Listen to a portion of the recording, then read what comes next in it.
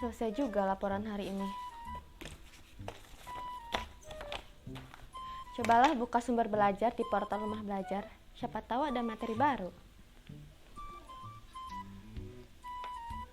Wah, ternyata sebegitu parahnya ya polusi yang terjadi di kota-kota besar di Indonesia saat ini. Oh iya, Gisel kan lagi PKL di Jakarta. Aku coba telepon dia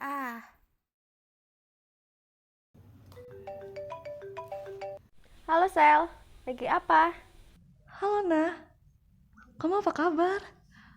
Aku lagi ngelesain laporan PK aku sih, soalnya dalam waktu dekat tuh udah harus diserahin ke supervisor aku. Oh iya Sel, barusan aja aku lihat tayangan di sumber belajar di portal Rumah Belajar. Ternyata polusi di kota-kota besar lagi parah banget ya Sel ya. Iya Nah, sumpah parah banget. Ya meskipun ya kan kondisinya emang lagi PPKM kayak gini, tapi kelihatannya tuh langit ibu kota Jakarta emang lebih cerah daripada sebelumnya. Tapi kan ya, gas-gas buang kendaraan dari kendaraan bermotor, terus dari pabrik-pabrik, di ibu kota ini tetap aja masih perlu kita waspadain. Ya kan karena partikel-partikel polutannya tuh nggak bisa kita lihat, nggak bisa kita rasain. Tapi sebenarnya ngebahayain ya kan bagi kesehatan manusia. Wah, betul banget tuh Sel. Memang ya, yang harus diwaspadai itu gas karbon monoksida yang tidak berbau, tidak berasa, tetapi sangat berbahaya untuk kesehatan manusia. Apalagi lagi di masa pandemi gini ya Sel. Iya nah betul banget sih. Juga kan kondisinya masih pandemi kayak gini. Jadi kita tuh harus pinter-pinter jaga kondisi fisik tubuh kita supaya selalu sehat dan gak gampang sakit. Kira-kira ada nggak sih Sel solusi yang bisa ditempuh untuk mengurangi polusi akibat gas buang itu? Nah, itu aku kemarin abis baca materi artikel gitu sih. Nah, dari yang aku baca itu ada 3 cara alternatif gitu buat ngurangin gas emisi berlebih di udara. Nah, yang pertama itu kita harus ngurangin jumlah kendaraan bermotor di jalan dan ngemaksimalin penggunaan kendaraan umum atau transportasi massal. Contohnya tuh ya kayak bus trans gitu loh, Nah, yang kedua itu kita bisa ngegunain kendaraan bertenaga listrik. Nah, yang ketiga nih, yang menurut aku tuh relate banget sih, bisa kita lakuin. Nah, itu tuh kita harus konversi kendaraan dari bahan bakar berbasis fosil jadi kendaraan berbahan bakar berbasis nabati kayak biodiesel gitu loh, Wah, keren tuh. Tapi ya Sel, yang sedikit make sense untuk dilakuin saat ini dan kedepannya itu mengkonversi bahan bakar fosil fuel menjadi biofuel ya Sel ya. Seperti program pemerintah saat ini yaitu mandatory B30 untuk bahan bakar solar itu loh. Iya, setuju banget, sumpah setuju banget. Nah, kan apalagi komoditas bahan baku biodiesel di Indonesia tuh kan melimpah banget ya kan. Ya contohnya sederhananya aja deh, kayak minyak dari kelapa sawit gitu. Wah, betul banget tuh Sel. Aku lupa nih Sel mau bantuin mamaku masak. Teleponnya kita lanjut lain kali ya.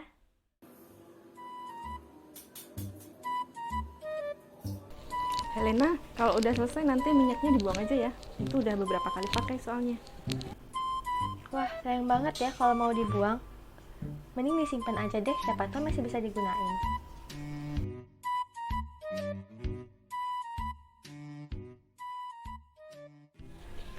Akhirnya jadi juga nih pisang goreng ya. Pasti mama suka. Ada telepon. Siapa nih? Oh, Danisa. Iya, Dan, halo. Halo, Hel. Lagi ngapain kamu? Aku baru aja selesai bantuin mamaku masak pisang goreng. Ada apa nih kamu tiba-tiba nelpon? Iya nih, aku lagi bete. Ingat kan ada proyek STEM yang pernah dikasih dari sekolah yang tentang energi terbaru dan terbarukan. Sampai sekarang belum nemu ide nih. Kamu bisa nggak bantuin cari ide? Soalnya kamu kan anak kir. Siapa tahu ada ide-ide proyek yang pernah dibuat. Ide ya? Sayang banget ya kalau mau dibuang. Mending disimpan aja deh, siapa tahu masih bisa digunain. Oh iya Dan, tadi habis masak pisang goreng, mamaku suruh aku buang minyak jelantah bekas penggorengannya. Nah, kebayang gak sih kalau setiap rumah tangga buang minyak jelantahnya ke lingkungan, pasti lambat laun bakal bisa mencemari lingkungan kita kan? Nah, gimana nih kalau misalnya kamu buat energi terbarukannya dari minyak jelantah? Wah, ide bagus tuh. Tapi gimana ya caranya biar bisa bikin minyak jelantah jadi sumber energi baru yang terbarukan? Nah, dari jurnal ilmiah yang pernah aku baca, minyak jelantah tuh bisa diubah loh menjadi biodiesel dengan proses transesterifikasi. Ini tuh relate banget sama materi yang pernah diajari sama Budila. Kamu masih inget nggak? Oh iya, aku inget. Nah, aku jadi penasaran pengen buat biodiesel dari bahan baku minyak jelantah. Kebetulan aku punya minyak jelantah dari sisa penggorengan tadi. Kamu mau ikut nggak? Kalau kamu mau ikut, nanti siang ke rumah aku ya. Kita buat sama-sama biodiesel dari bahan baku minyak jelantah. Assalamualaikum Helena. Waalaikumsalam. Danisa, gimana nih Dan? Udah siap? Siap dong. Yuk langsung aja. Yuk. Assalamualaikum warahmatullahi wabarakatuh. Tabipun. Halo Genki Hajar. Perkenalkan, nama saya Helena Patricia dan Saya Danisa Livia Indrawan. Kami adalah finalis kuis Ki Hajar STEM tahun 2021, siswa SMK SMTI Bandar Lampung, Provinsi Lampung. kita nggak cuma berdua loh, ada teman kami Gisela Aura Putri yang sedang melaksanakan praktik kerja industri di Jakarta Selatan. Kita sapa yuk. Halo Gisel.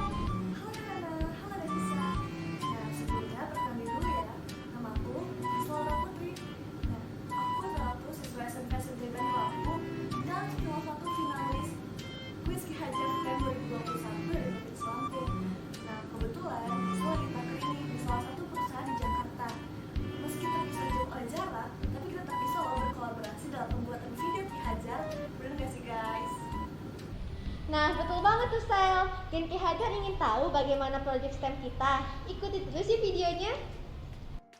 Halo sahabat edukasi, polusi udara akibat gas buang kendaraan bermotor dan proses industrialisasi telah menjadi masalah serius yang dialami oleh negara-negara berkembang termasuk Indonesia.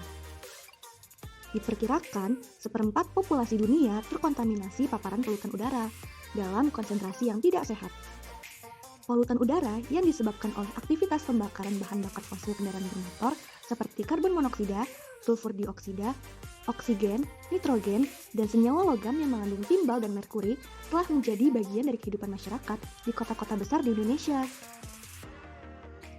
Pencemaran udara yang diakibatkan oleh meningkatnya jumlah kendaraan di kota-kota besar ini dikarenakan adanya laju pertumbuhan penduduk, baik dari tingkat kelahiran maupun migrasi penduduk yang tidak seimbang dengan jalur pembangunan jalan raya.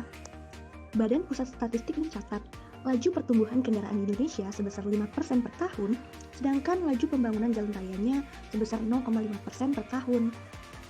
Ketimpangan ini menimbulkan kemacetan di jalan raya, sehingga memicu polutan udara akibat gas buang dari hasil pembakaran bahan bakar fosil kendaraan bermotor. Sesuai dengan Peraturan Menteri Lingkungan Hidup dan Kehutanan, terdapat 7 zat berbahaya yang digunakan untuk parameter pengukuran kesehatan udara. Di antara zat tersebut adalah partikulat, karbon monoksida, nitrogen dioksida, sulfur dioksida, ozon, dan hidrokarbon. Nah, sahabat edukasi, ada banyak cara yang dapat dilakukan untuk dapat mengurangi polutan. Akibat padatnya kendaraan bermotor di beberapa kota besar di Indonesia, salah satunya adalah pembatasan jumlah kendaraan pribadi dan memaksimalkan transportasi umum dan massal, serta penggunaan kendaraan bertenaga listrik. Di samping penggunaan transportasi massal dan kendaraan bertenaga listrik, ada cara lain yang dapat digunakan untuk menanggulangi polusi, yakni mengkonversi bahan bakar berbasis fosil menjadi bahan bakar berbasis nabati seperti biodiesel. Penggunaan biodiesel pada kendaraan bermotor dapat penurunan emisi gas buang CO berkisar antara 97,27 sampai 99,82%. Penggunaan minyak jelantah menjadi biodiesel selain untuk penyelamatan lingkungan, juga dapat digunakan untuk mengurangi polutan lingkungan akibat pembuangan minyak jelantah. Halo Genki Hajar. Saat ini kami akan mengerjakan proyek STEM, yaitu pembuatan biodiesel dari minyak jelantah. Nah, kalian sudah dengar kan tadi bahwa polusi udara di kota-kota besar saat ini sangat parah ya, yaitu gas yang dikeluarkan sangat beracun.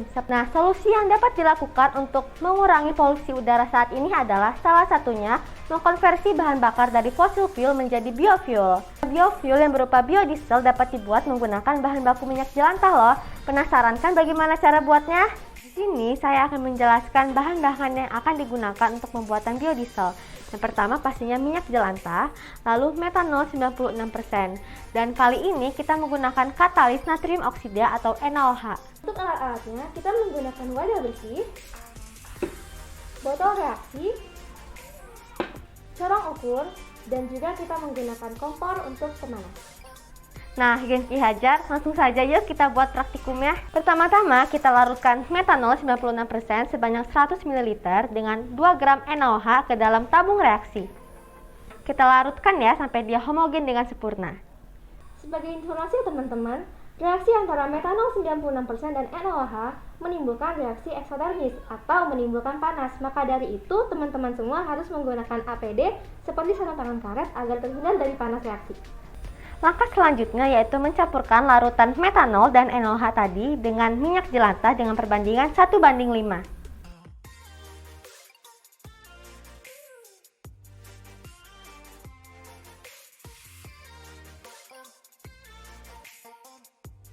Setelah dipanaskan dan ditunggu selama 12 hingga 24 jam, maka akan terbentuk endapan gliserol dan juga metil ester yang berupa biodiesel.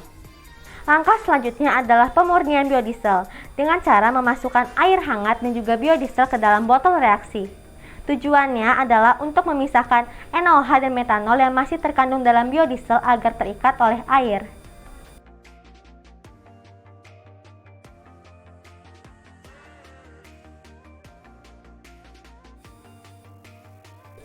Setelah dilakukan pencucian sebanyak 4 kali, maka akan didapatkan hasil berupa biodiesel yang berwarna kuning dan jernih. Selanjutnya, kita akan melakukan tes uji nyala dengan cara memasukkan biodiesel ke dalam botol dan diberi sumbu. Lalu kita nyalakan api pada sumbu tersebut. Dapat dilihat bahwa nyala api dalam biodiesel ini cukup besar ya, sehingga ini merupakan salah satu indikator untuk bahan bakar yang baik. Sesuai dengan SNI 7182 tahun 2015, telah ditentukan bahwa kualitas biodiesel yang baik adalah titik nyala sebesar minimal 100 derajat Celcius dan sisa sebesar 850 sampai 890 kg per meter kubik dan viskositas sebesar 2,3 sampai 6,0 mm2 per second. Sobat edukasi, pada percobaan yang tadi kami lakukan, kami hanya sampai pada pengujian titik nyala. Karena pada uji densitas dan viskositas memerlukan peralatan lab yang lengkap. Nah, sahabat edukasi, karena pandemi ini masih belum berakhir, jangan lupa patuhi protokol 5M, memakai masker, mencuci tangan, menjaga jarak, menghindari kerumunan, dan menurunkan mobilitas yang tidak diperlukan. Sampai jumpa lagi di video selanjutnya. Bye-bye!